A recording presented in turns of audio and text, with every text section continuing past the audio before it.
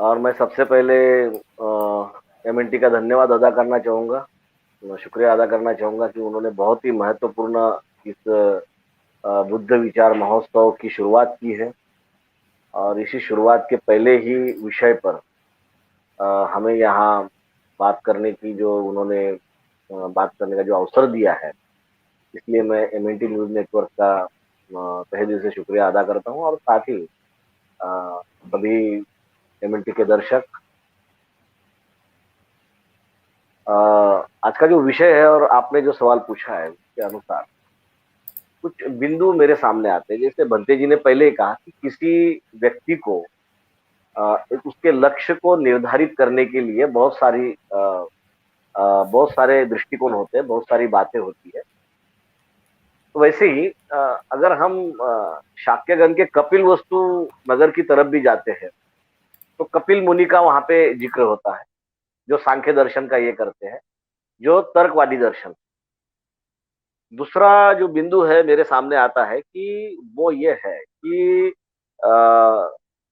जैसे कि सिद्धार्थ का जन्म होता है, सिद्धार्थ गौतम का जब जन्म होता है तब असित मुनि आते हैं और असित मुनि उनकी भविष्यवाणी करते हैं कि वे या तो चक्रवर्ती सम्राट बनेंगे, अगर ये राजा बन गए तो चक्रवर्ती सम्राट बनेंगे, नहीं तो ये सबसे बड़े सन्यासी बनेंगे, महान सन्यासी बनेंगे। तो ये जाहिर है कि वो जो है तो अपना बेटा सन्यासी बने ऐसा किसी माँ बाप को नहीं लगता है। तो इसलिए ये प्रयास किया गया कि वो सन्यासी ना बने, वो चक्रवर्ती सम्राट ही बने, वो राजा ही बने। और इसलिए एक राजा का पालन पोषण जो होता है, एक राजा बनने की दिशा में जो पालन पोषण होता है, तो वो पालन पोषण एक राजकुमार सिद्धार्थ का हमें दिखाई देता है। और इसीलिए उस पालन पोषण में कोई कमी ना रह जाए, उसे कहीं पे कुछ ऐसा महसूस ना हो कि इसमें कोई खतरा है या तो कोई दुख है, कोई दर्द है। ये सारी सारी बातों का बंदोबस्त किया गया। लेकिन एक दूसरी बात है कि साथ साथ सिद्धार्थ गौतम एक आम आदमी की तरह एक एक आम इंसान भी है। वे राजकुमार है, लेकिन दूसरी तरफ वे एक आम इंसान, और आम इंसान होने के नाते वो जो भी गतिविधियां होती है राज्य के इसमें, फिर खेती से लेकर तो व्यापार तक की सारी जो बातें हैं, तो उन सारी बातों पर उनका बड़े बारीकी से ध्यान रहा है। और इन सारी बातों को उनको देखना भी पड़ा, क्योंकि एक राजा को इन सारी बातों को देखना पड़ता है। जब तक राजा इन सारी बातों को नहीं देखता तो वो राजकाज नहीं सीखता है। तो राजकाज सिखाने की दिशा में और एक अच्छा सफल राजा होने के लिए, और सफल राजा अभी गण पद्धति है तो सबका विचार करने के लिए, क्योंकि गण पद्धति में सबका विचार किया जाता था। तो ये तो बचपन से शिक्षा उनको दी गई है। तो वो जो गण पद्धति है समाज की, तो उस गण पद्धति में वे अपने आप सबका विचार करना भी सीखे हैं। उनको जो शिक्षा मिली है वो शिक्षा सबका विचार करने का है, लेकिन साथ साथ राजकाज के साथ में सबका विचार करने का है, सन्यासी होकर सबका विचार करने का नहीं। तो इसलिए उनकी उनका जो पालन पोषण है, तो उनके सारे जीवन की गतिविधियां एक आम इंसान की तरह भी रही। तो उन्होंने खेत भी देखा, किसानी भी देखी, व्यापार भी देखा, उद्योग भी देखा, और साथ साथ उन्होंने जो गण परिषद होती है उस गण परिषद को भी, गण परिषद का भी अनुभव किया। लेकिन इसके साथ साथ सबका सोचते सोचते हम किसी एक समूह का ही सोचने लगते हैं। बाकी हमारे अलावा हमारे जैसे जो दूसरे समूह है, हम उनका अहित सोचते हैं, खुद का ही केवल हित सोचते हैं। इन सारी बातों से वो सिद्धार्थ जो है वो परहेज करते हैं। राजकुमार सिद्धार्थ एक अलग सोच रखने वाले एक इंसान है, एक राजकुमार है। और वे यानी कि उनके पिता भी ये चाहते हैं, और उस गणराज्य के, शाक्य गणराज्य के, कपिल वस्तु गणराज्य के जो भी लोग हैं, वे भी वही चाहते हैं कि एक सफल राजा, यानी कि उनको भी एक अच्छा राजा ही भाता है, जो राजा सबके बारे में सोचे और एक दयालु में हो। तो ये इन सारी बातों से, यानी कि एक जो समूह का ही होता है, तो ये सारी एक इंसान, एक आम इंसान के नाते और एक राजा बनने की दिशा में, ऐसे दोनों तरफ से हमें दिखाई देता है कि उनका पालन पोषण हुआ है। और उस पालन पोषण के चलते चलते फिर वे यानी कि उनका जो बचपन गुजरा है, फिर युवावस्था आई है, तो उन्होंने सब कुछ सीख लिया है, वीरता उनमें आई है। और वीरता आने के बाद में उनके साथ में, यानी कि जब आदमी शक्तिशाली बनता है, सही मायने में शक्तिशाली बनता है, तो जो सच्चा शक्तिशाली होता है, जो सच्चा सामर्थ्यशाली होता है, तो वही इंसान दूसरों को क्षमा कर सकता है और क्षमा करने का अधिकारी होता है। और वो क्षमा करने का जो उसका अधिकार है, उस अधिकार को वो जो है, तो वो इस्तेमाल करता है। जो वीर होता है वही क्षमा कर सकता है। और इसलिए बुद्ध सामर्थ्यशाली, सिद्धार्थ सामर्थ्यशाली तो बने, वे तलवार चलाना सीखे, वे सब कुछ उन्होंने शिक्षा प्राप्त की, और सब कुछ शिक्षा प्राप्त करने के बाद में वे हर चीज को जीत सकते हैं, हर चीज पर विजय प्राप्त कर सकते हैं। लेकिन इसके बावजूद वे क्षमा भी कर सकते हैं, क्योंकि क्षमा वही कर सकता है जो सच्चा सामर्थ्यशाली होता है। और इसीलिए गण परिषद में जब रोहिणी नदी के पानी पर विवाद खड़ा हुआ और उस विवाद को मिटाने की बात आई,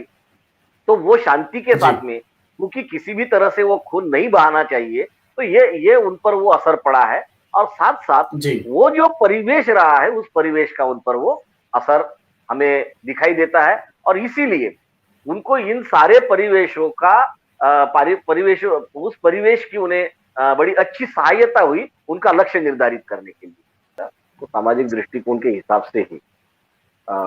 सिद्धार्थ गौतम से तथागत बुद्ध तक का जो उनका ये है, तो उसमें थोड़ा सा ये करूं। ये जो संघ बनाना और संगठित प्रचार तंत्र करना, यानी कि संगठित प्रचार तंत्र का अवलंब करना, आज जहां तक मैं जानता हूं, यानी कि जो व्यवस्थापन शास्त्र है, मैनेजमेंट फील्ड है, तो मैनेजमेंट फील्ड का जो बेसिक सिद्धांत है वो बुद्ध की तरफ जाता है। क्योंकि मैनेजमेंट का ये होता है कि मनुष्य शक्ति का जो सुचारू ढंग से उसका जो व्यवस्थापन करना होता है, तो वो किस तरह से किया जाए, अगर वो करना है तो फिर क्या करना चाहिए। तो उसके बीच में, यानी कि उसके बेस में, उसके मूल में अगर जाते हैं, तो उसके मूल में बुद्ध है। क्योंकि मनुष्य शक्ति का व्यवस्थापन जो है, वो सबसे शुरुआत में बुद्ध ने ही किया है। क्योंकि बुद्ध ने, सिद्धार्थ जब वो थे, तो राजकुमार सिद्धार्थ ने जब इन सारी बातों पर चिंतन किया है, तो उन्होंने ये देखा है कि लोगों की जो सोच होती है, तो उस सोच को बदलना पड़ता है, और वो सोच संगठित रूप से होनी चाहिए। लेकिन वो हो नहीं पा रही थी। संघ तो है, संघ है, और संघ की एक संगठित सोच भी बनती है, लेकिन वो किसी के प्रभाव में आकर बनती है, और वो किसी स्वार्थ में आकर बनती है। वो ऐसे एक, जैसे हम, यानी कि हम ये कहेंगे कि उसके मूल रूप में वो तृष्णा बताते हैं, लेकिन उसकी जो प्यास होती है, उसका जो लाभ होता है, उसके जो स्वार्थ होते हैं, तो उस स्वार्थ को लेकर या तो किसी के इसके अंदर जाकर, किसी के प्रभाव में जाकर वे संगठित हो जाते हैं, लेकिन किसी विचार से संगठित नहीं होते, अपने सोच को लेकर संगठित नहीं होते। और इसीलिए एक कल्याणकारी सोच, जो लोगों का कल्याण कर सके, जो लोगों को कल्याणकारी बातें बता सके, जो लोगों को अपने हक और अधिकार को जानने के लिए मजबूर करे, जो सोच एक आम इंसान को उसका जो जीना है, उसका जो जीवन है, उस जीवन को एक सुलभ कर सके, उसमें उसके जीवन में एक सुलभता प्रदान करे, सहजता प्रदान करे। तो इसके लिए, और उसके दुखों का जो व्यवस्थापन है, हर इंसान दुखी होता है, तो उसमें जो दुख होता है, तो उस दुख का व्यवस्थापन करने के लिए उसको कोई मार्गदर्शक चाहिए। जैसे कि बाबा साहब अम्बेडकर अपने बुद्ध एंड हिज धम्मा में जो उसका जो एक भूमिका है, तो उस भूमिका में वो बताते हैं कि भिक्खु निर्माण करने के पीछे बुद्ध का क्या प्रयोजन है। क्या भिक्खु के रूप में बुद्ध जो है वो एक पूर्ण पुरुष का निर्माण करना चाहते थे, या फिर वे जनता का, समाज का मित्र, मार्गदर्शक और एक फिलोसोफर या गाइड निर्माण करना चाहते थे। बाबा साहब खुद ही उसका जवाब देते हैं और कहते हैं कि ये जो दूसरी संभावना है, ये संभावना ज्यादा है, कि एक भिक्खु के रूप में एक पूर्ण मनुष्य को निर्माण करना ये उनका उद्देश्य नहीं, बल्कि एक आम आदमी का, एक सामान्य, एक समाज का जो जो समाज दुखी है, कष्टी है, जो अपने आप को नियंत्रित नहीं कर सकता है, जो अपनी एक सोच नहीं रख सकता है, तो उस समाज को एक सुचारू ढंग से, एक सुचारू रूप से उसे सोचने के लिए जो तंत्र है वो विकसित करने के लिए, उसे एक आधार देने के लिए, उसके पीछे खड़ा रहने के लिए, उसे उसके दुख का परिमार्जन करने का रास्ता दिखाने के लिए उसका एक मित्र, उसका एक मार्गदर्शक और उसका एक फिलोसोफर, गाइड जो होता है, फिलोसोफर जो तत्वज्ञ जो होता है, दार्शनिक जो होता है, तो वो एक साथ वो खड़ा करना है। और इसीलिए वो जो बाबा वो जो यानी कि बाबा साहब बताते, तो ये ज्यादा व्यवहारिक चीज है। तो हम ये देखते हैं जब बुद्ध अपने इर्द गिर्द, यानी कि सिद्धार्थ अपने इर्द गिर्द सारी बातों को देखता है, वो समाज में रहकर एक आम आदमी की तरह, एक राजा की तरह उसका पालन पोषण है, लेकिन एक आम आदमी की तरह वो आम आदमी जो भी सोचता है, आम व्यक्ति जो सोचता है, जो एक सामान्य जनता या सामान्य समाज जो सोचता है, उस सोच के बीच में सिद्धार्थ है। और वो सारी जो सोच है जनता की, वो छोटी छोटी बातें हैं, छोटी छोटी अभिलाषाएं हैं, उनकी छोटी छोटी तृष्णाएं हैं, छोटी छोटी बातों का, ये इन सारी बातों का पता सिद्धार्थ को है। क्योंकि 28 साल, जैसे कि द्रविड़ जी ने बताया कि तब वे 28 साल के थे। 28 साल में, यानी कि 28 साल की उम्र कम नहीं है, उस 28 सालों में उन्होंने समाज को समझा है, समाज को पढ़ा है। और जब वे वहां से उन्होंने प्रवज्जा ली और वे बाहर आए, तो बाहर आने के बाद में जब उन्होंने अलग अलग यानी कि मार्ग पर जाने की, उन्होंने ज्ञान प्राप्ति की, जो भी उन्होंने, जैसे कि भंते जी ने बताया जी, कि उनमें जिज्ञासा थी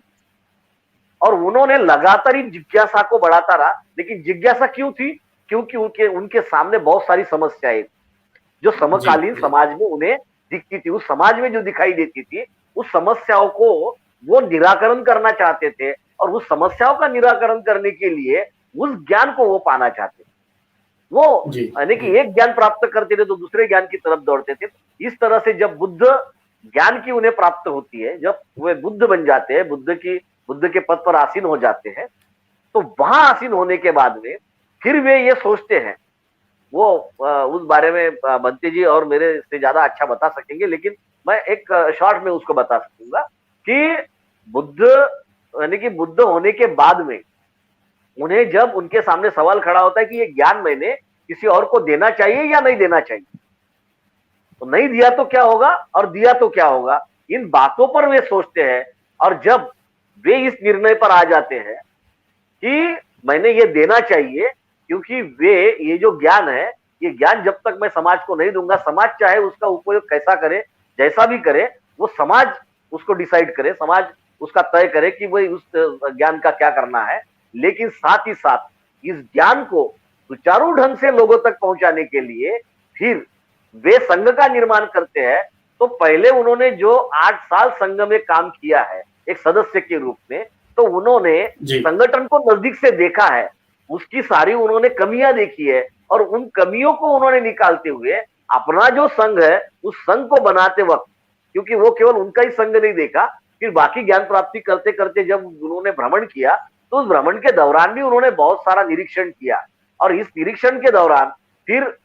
व्यक्तियों की और वो जो भी जी, बातें होती है, उन सभी बातों को उन्होंने जान लिया। और इसीलिए उन्होंने वो संघ बनाने के काम में उनके जो सारे अनुभव है जीवन जी, के, उस जीवन के जी, अनुभव को उन्होंने लगाया और एक अच्छा संगठित प्रचार तंत्र जो है वो खड़ा करने की दिशा में उन्होंने एक मजबूत संघ बनाया, जिसकी वजह जी, से जी, यानी कि ये कहा जा सकता है कि दुनिया पर, यानी कि दुनिया भर उनका प्रचार और प्रसार, संगठित प्रचार तंत्र का जो सूत्रपात है वो उन्होंने किया। तो वो जो प्रचार है, तो प्रचार ये था कि जो विज्ञानवादी जो सोच है, विज्ञानवादी सोच जिसे हम कहेंगे, एक विज्ञानवादी दृष्टिकोण जो है, जो समाज में होना चाहिए, जो वास्तववादी दृष्टि, यानी कि जो है उसे स्वीकार कर, और उसे स्वीकार कर उसे दूर करने के लिए प्रयास करे, उसका कारण, और उस कारण को नष्ट करे। दुख है तो है, उसका स्वीकार करे,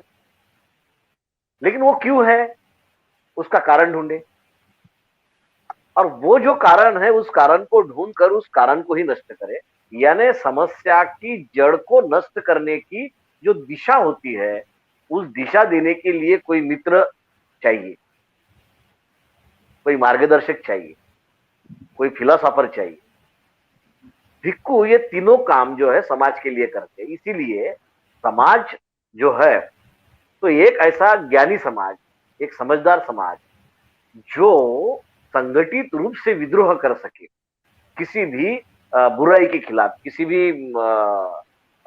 ऐसे, अगर कोई राजा है और वो राजा, यानी कि उस वक्त राजा की संकल्पना, तो राजा है, तो राजा के खिलाफ अगर वो राजा अन्याय कर रहा है, वो अगर उसकी कलंकारी, तो वो जो उसकी, वो राजा के पास में जनता की बातें पहुंचनी चाहिए और राजा की जो मंशा है वो भी जनता तक पहुंचनी चाहिए। और जो गलत कर रहा है राजा, अगर अपनी भूमिका को न्याय नहीं दे रहा है, तो इन बातों को भी समझाना।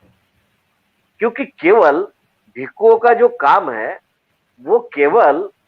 धर्म का प्रचार करना नहीं है, एक ऐसा विचार प्रचार करना कि जिससे एक स्वतंत्र सोच वाला समाज खड़ा हो, कि जिससे एक व्यक्ति, जैसे कि बुद्ध ने कहा है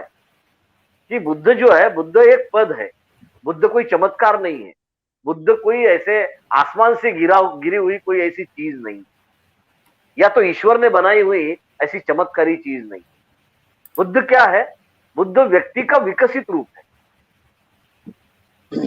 एक उत्कर्ष बिंदु है, जीवन का उत्कर्ष बिंदु है, यानी कि जहां पूर्णतः विकसित होता है व्यक्ति, तो वो होता है बुद्ध।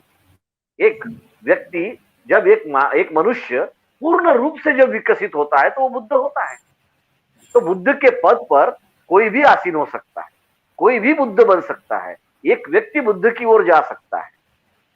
तो बुद्ध का मतलब होता है एक जागरूक व्यक्ति, तो जागरूक समाज। अगर समाज पूरी तरह से इस सोच को समझे, यानी कि विज्ञानवादी सोच को लेकर वास्तववादी बन के वस्तु स्थिति को समझे और अपनी बातों को स्वीकार के, और वो जो कारण है हमारे सामने, जो भी समस्या है, उस समस्याओं का कारण खोज के उन कारणों पर काम करें, तो इन सारी बातों को दिखाने के लिए, इन सारी बातों की याद दिलाने के लिए उनके इर्द गिर्द जो भी एक प्रचार होना चाहिए, वो यानी कि वो जो होता है, शायद मैं किस तरह से समझा पा रहा हूं मुझे पता नहीं है, लेकिन मैं ये कहूंगा कि समाज के अंदर समाज की सोच, एक विज्ञानवादी सोच बनाना भिक्षु संघ का काम, यानी कि बुद्ध का जो है वो धर्म नहीं है, वो धम्म है, वो नीति है, मार्ग है, कि जिस पर, यानी कि जो मूल्य है, जैसे बंटी जी ने कहा कि व्यक्ति को जीने के लिए, मनुष्य को जीने के लिए मूल्यों की जरूरत होती है, और उन मूल्यों को वहां तक पहुंचाना, और उस मूल्यों का जो महत्व है, उन महत्व को हर इंसान के इसमें बढ़ाना, ये उस प्रचार का, यानी कि जो ये है मुख्य जो सूत्र है, तो वो सूत्र ये है कि बुद्ध ने जो विचार दिया वो विज्ञानवादी जो सूत्र है, जो विज्ञानवादी सोच है, जो कार्य कारण भाव है, तो उन सारी बातों को एक आम व्यक्ति समझे और वे, यानी कि एक जागरूक, एक अति संवेदनशील और एक पूर्ण रूप से विकसित व्यक्ति के रूप में उसका सफर, उसका प्रवास जो है वो शुरू हो, तो एक जागरूक व्यक्ति बने, एक जागरूक मनुष्य बने और सुखी मनुष्य बने। जो जागरूक होता है, जो हमेशा जागृत होता है, वही सुखी होता है। इसीलिए जो अलर्ट होता है, तो अलर्ट समाज को एक अलर्ट, और एक जैसे अलख निरंजन का एक ये दिया जाता है, तो एक अलग जो जगाने का काम है, तो वो संघ के माध्यम से वो प्रचार तंत्र जो है, तो वो उस तरीके से प्रभावी ढंग से बुद्ध ने जो है संघ के माध्यम से चाहा है। और ये प्रचार बहुत जरूरी है और मार्गदर्शन बहुत जरूरी है, कि जिससे समाज हमेशा अपनी निराशा से उभरे और आशावादी बने। मनुष्य का जो जीवन है, लेकिन बुद्ध एक लक्ष्य प्राप्ति के, एक लक्ष्य के लिए समर्पित युवा सिद्धार्थ से तथागत बुद्ध तक, ये जो हम सफर देखते हैं, ये इतने समय में हम नहीं देख सकते, लेकिन वैसे सबसे आसान अगर कोई है पूरे विश्व में समझने के लिए, सबसे आसान अगर कोई है तो वो बुद्ध है, क्योंकि वह ये सिद्ध करता है, एक साधारण सिद्धार्थ नाम का जो व्यक्ति है, वो साधारण सिद्धार्थ नाम का व्यक्ति बुद्ध बन सकता है और वो सर्वोच्च ज्ञान की प्राप्ति कर सकता है। तो ये जो चीज होती है, तो एक सामान्य आदमी असामान्य कृति कर सकता है, असामान्य चीज कर सकता है। ये जो आत्मविश्वास है, ये आत्मविश्वास बुद्ध के जीवन से हमें मिलता है। और बुद्ध ने जो सीख दी है, बड़े आसानी से दी है। उन्होंने जी यानी कि जटिल बातों को उन्होंने आसान करके बताया है, और उनके जीवन का भी उतना ही आसान रूप बाबा साहब ने बताया है। तो इन बातों से हमने ये सीखना चाहिए कि हमने अगर एक लक्ष्य को लेकर हमने हमारा जीवन यापन किया, एक लक्ष्य को लेकर हम समर्पित रहे, संकल्पित रहे, तो हम बुद्ध तक पहुंच सकते हैं। शायद हम बुद्ध तक ना भी पहुंचे, लेकिन उस सफर को अगर हम शुरू करते हैं, तो एक नया अच्छा सुखी और समृद्ध समाज हम निर्माण कर सकते हैं। इसलिए इस सफर को सभी ने जानना चाहिए। जो जानते हैं वो तो जानते हैं, उन्होंने समझना चाहिए, और जो जी नहीं जी। जानते उन्होंने जान लेकर उसे समझना चाहिए। धन्यवाद।